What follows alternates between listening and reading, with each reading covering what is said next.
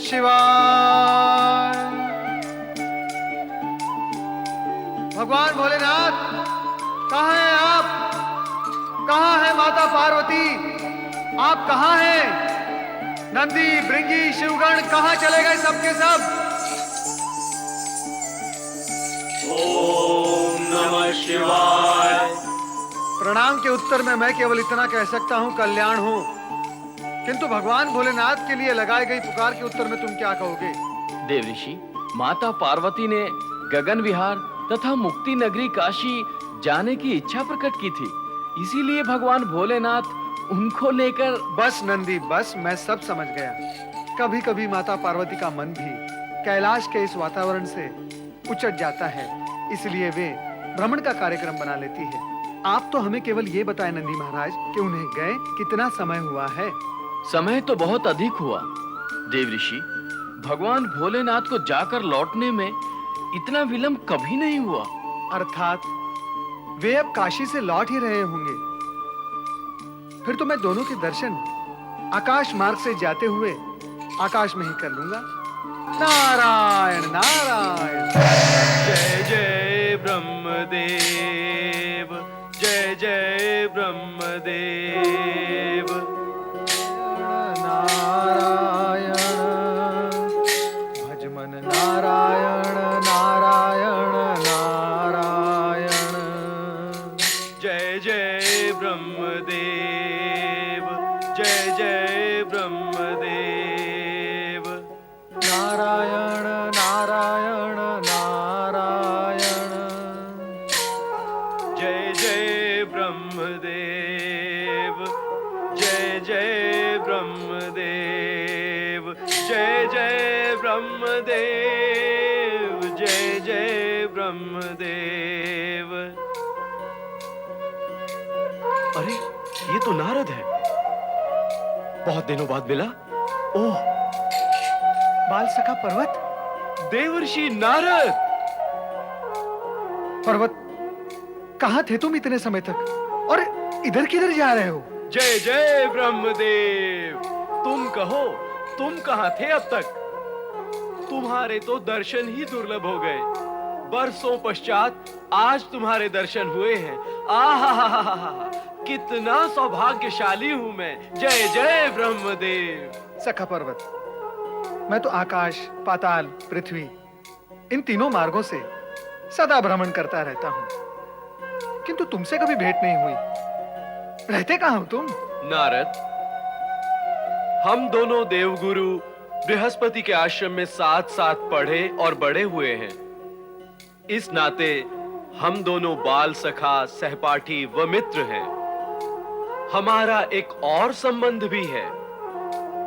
तुम परमपिता ब्रह्मा जी के मानस पुत्र हो और मैं ब्रह्मा जी की मानस पुत्री ऋषिका का पुत्र हूं।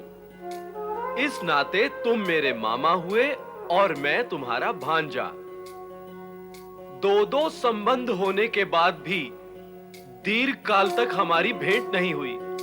क्या ये विडंबना नहीं? नहीं पर्वत, दुखी होने का कोई कारण नहीं। हम दोनों की भेंट न होने पर भी हम दोनों के मन में एक दूसरे के प्रति सद्भावना और प्रेम है। तुम क्या समझते हो? जो मामा भांजा, चाचा भतीजा, भाई भाई प्रतिदिन मिलते रहते हैं, भेंट करते रहते हैं, उन लोगों में क्या अधिक प्रेम, सद्भावना होती है? नहीं पर्वत, ऐसा नहीं है। किंतु मुझे तुम्हें देखकर आश्चर्य अवश्य हुआ है। आश्चर्य का कारण? नारायण नारायण। मुझसे परिचित जितने भी देव, दानव और मानव हैं, वो तुम्हें देखकर संभ्रमित अवश्य हो जाएंगे। तुम्हारा ये नारद रूप देखकर वे तुम्हें नारद ही समझ बैठेंगे। सत्य तो यही है। मैंने बाल्यकाल से ही तुम्हें अपना आदर्श माना है। तुम्हारे ही रंग रूप व चेष्टाओं का अनुसरण किया है। तुम नारायण के भक्त हो और मैं नाना ब्रह्मदेव का। तुम हर समय नारायण का जाप करते हो और मैं ब्रह्मदेव का। जय जय ब्रह्मदेव। बरसों तक जाप और तपस्या करने के पश्चात भी मुझे आज तक कोई वरदान प्राप्त नहीं हो सका। लंबे समय तक ब्रह्मलोक और विष्णुलोक की खोज में भटकता रहा, परंतु उनका पता भी ना पा सका। मित्र पर्वत, उद्देश्य प्राप्ति के लिए सच्ची भक्ति भावना का होना आवश्यक होता है। अर्थात मेरी भक्ति भावना सच्ची नहीं है? होती तो तुम सफल अवश्य हो जाते। तुमने नारद के बाहरी रूप रंग को तो धारण कर लिया, वो भी अपने तन पर, किंतु तुम वो नहीं धारण कर पाए अपने मन में जो नारद क्षण क्षण पल पल धारण किए घूमता रहता है, फिरता रहता है। वो क्या है जो मन में धारण करना होता है? निष्ठा, भक्ति, परमार्थ, लोक कल्याण की भावना, पर पीड़ा, क्या ये सब तुम्हारे मन में है? तुम्हारा मौन इस सत्य का प्रमाण है पर्वत कि तुम आंतरिक सुचिता के आधार पर नहीं, बाहरी आडंबर के आधार पर उपलब्धियां प्राप्त करना चाहते हो।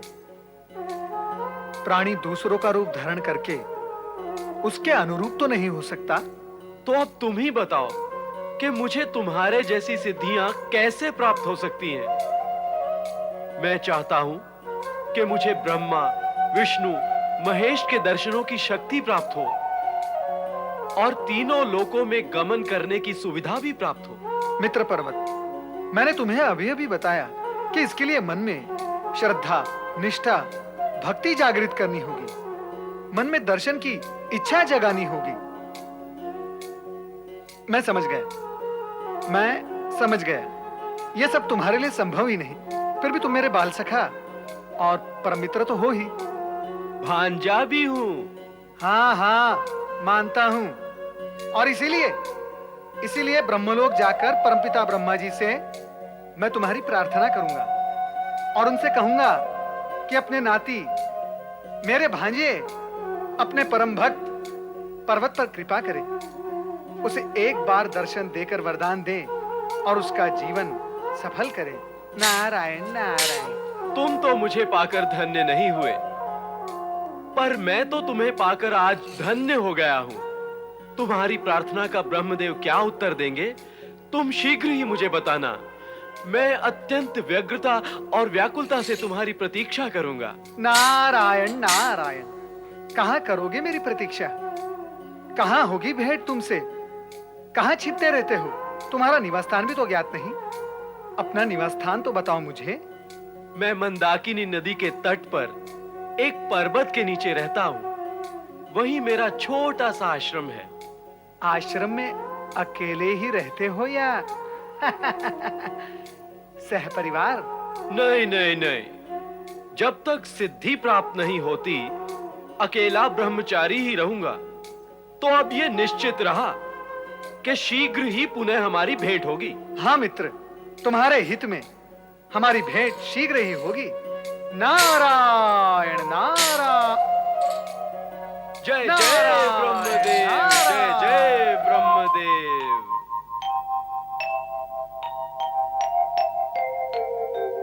नारायण नारायण नारायण, भज मन नारायण नारायण नारायण। देवी, तुरंत अदृश्य हो जाओ। इस समय नारद से मिलना उचित नहीं है।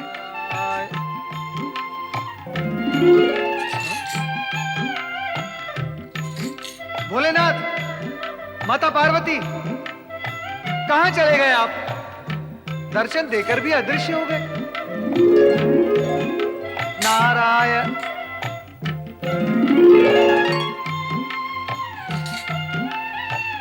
प्रभु, ये कैसी आंख मिचोली है मेरे साथ?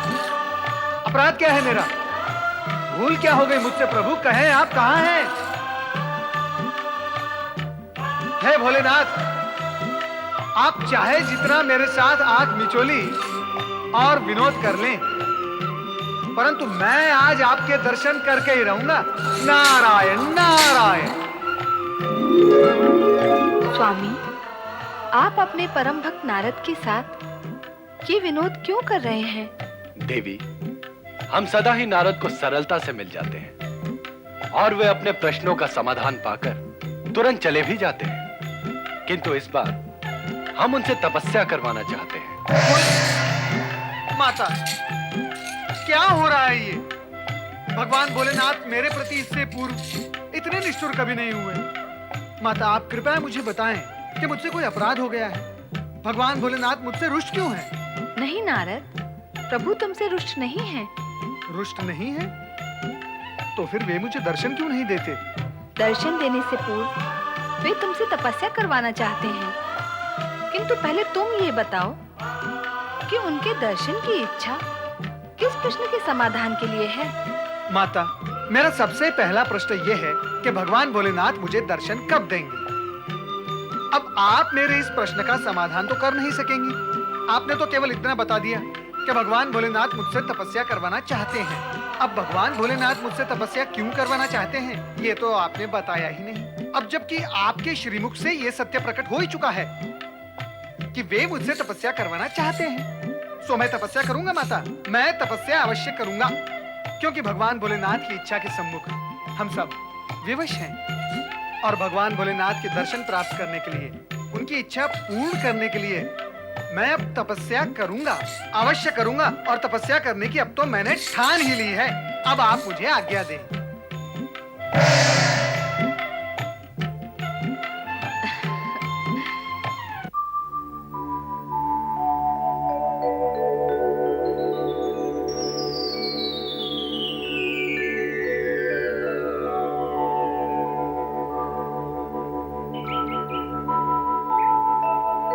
तपस्या के लिए कौन सा स्थान उपयुक्त होगा नारद? ओम नमः शिवाय। ओम नमः शिवाय। ओम नमः शिवाय। नारायण नारायण। दधीचि ऋषि का यह आश्रम उपयुक्त और अनुकूल स्थान है तपस्या करने के लिए। दधीचि दाम्पत्य के साथ बैठकर तपस्या करने से मुझे भी उनकी तपस्या का लाभ होगा। चलो नारद, दधीचि आश्रम चले। नारायण नारायण। ओम नमः शिवाय। ओम नमः शिवाय। ओम नमः शिवाय। ओम नमः शिवाय। ओम नमः शिवाय। ओम नमः शिवाय। ओम नमः शिवाय। ओम नमः शिवाय। ओम नमः शिवाय। ओम नमः शिवाय। ओम नमः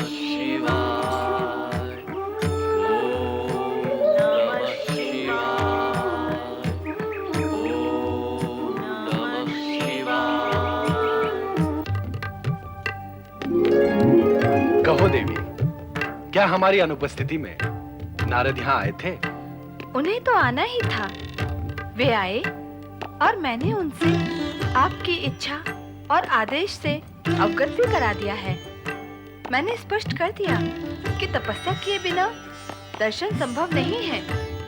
फिर वो तपस्या करने का निश्चय करके लौट गए।